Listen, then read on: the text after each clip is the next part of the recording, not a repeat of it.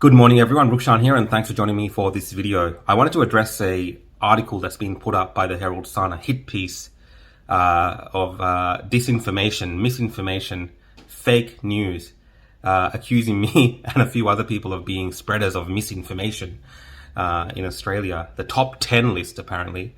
And this was written by Jennifer Dudley Nicholson, National Technology Editor at the Herald Sun.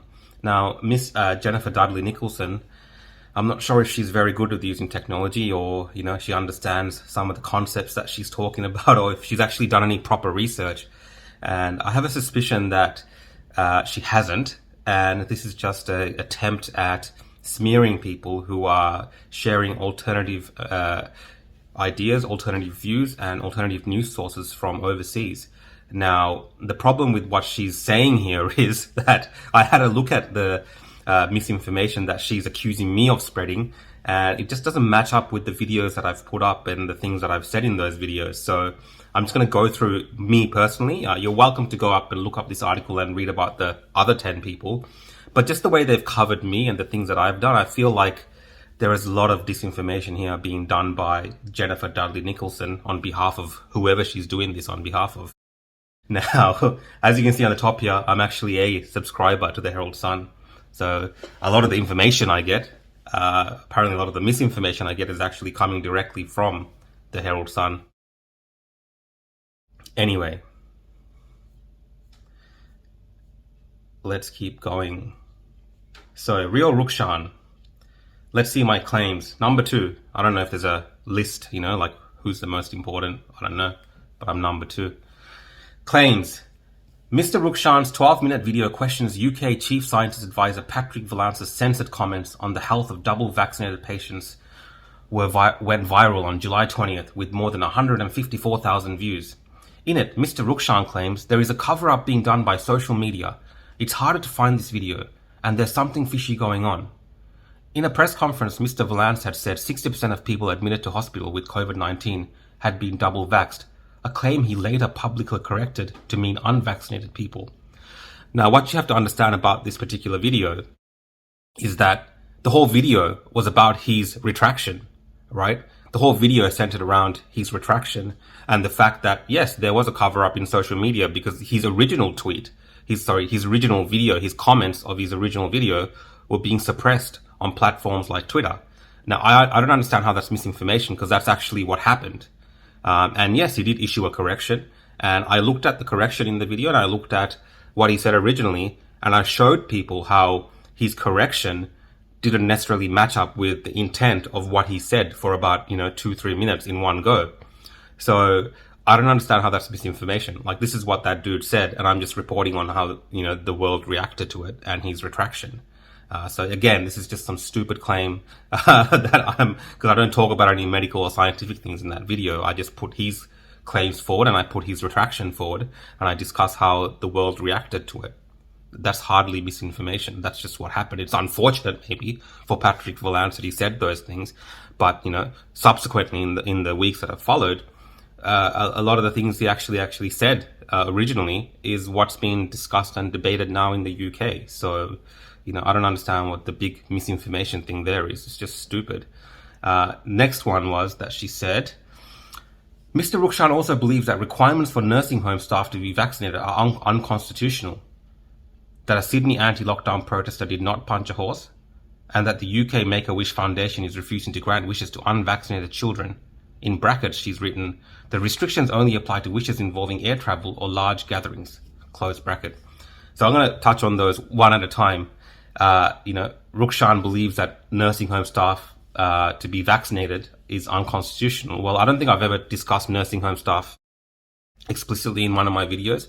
I have said that it is potentially unconstitutional for Australians, the government of Australia, the federal government, to mandate vaccines for the population without violating the Constitution and certain medical rights and freedoms that people have. That is not misinformation. That's a point of law, and those are things that might be challenged in a court of law, and things that, when they are challenged in a court of law, I'm sure the Herald Sun and all these other mainstream outlets will cover. That's hardly misinformation. Something can be constitutional, something can be unconstitutional. There's no misinformation there. It's just the way that I'm interpreting the law. It's not a set law in the sense that it can't change via challenging in the courts.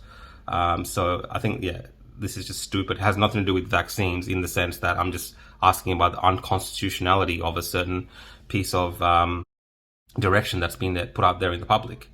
The second thing she mentions is that a Sydney anti-lockdown protester did not punch a horse.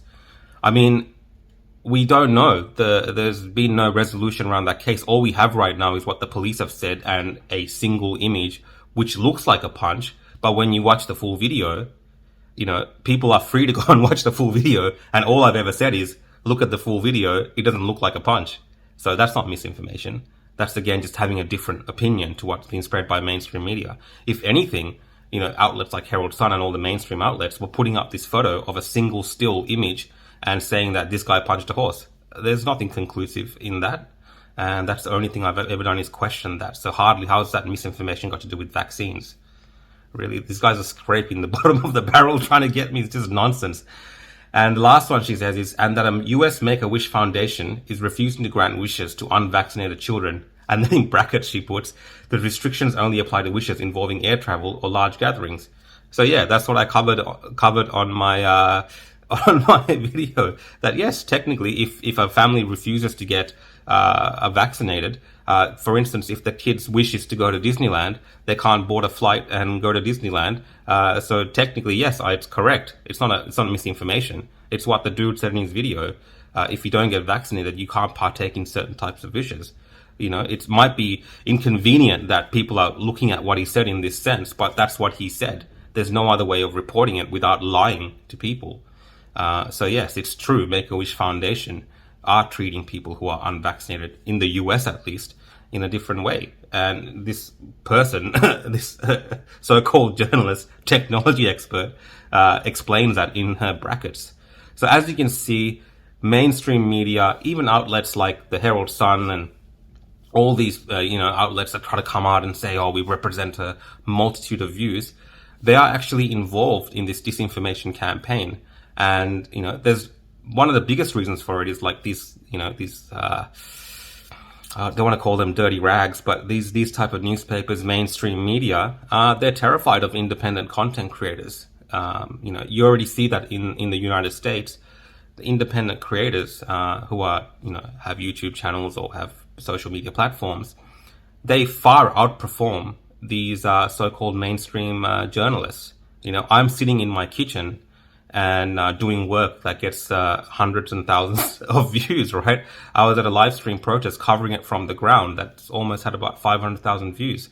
These people at the mainstream media, Herald Sun, this Jennifer lady, they're lazy. They're not doing the work. And they just want you to believe whatever narrative and whatever agenda they're giving you. And they've left it up to people like me to show people these different points of views, these different things that are being discussed overseas. You know, instead of being drip fed it to fit some sort of government narrative or government agenda or mainstream agenda, whatever it is. So these people are terrified of independent creators. This kind of hit piece, this kind of stupid article written by someone that probably has no idea how to use technology from her level of journalism, I would say is something that people can, it's out there. You can make up your own mind. All these videos that I've made, they're available to watch. You can read the articles. And you can see I've been fair and balanced in the way that I've reported on them. Sure, I've been critical of the things that they've said and done. But even, I've shown both sides of the story. And that's what good journalism is all about. And this person here, this is not good journalism. They're just making up crap. And then they got some dodgy expert, Professor McLaws, to respond to these comments to make it sound like it's some sort of official debunking of these things. This is gutter journalism. This is very poor. And this is trash. And the Herald Sun can get stuffed. Thanks, guys. See you next time.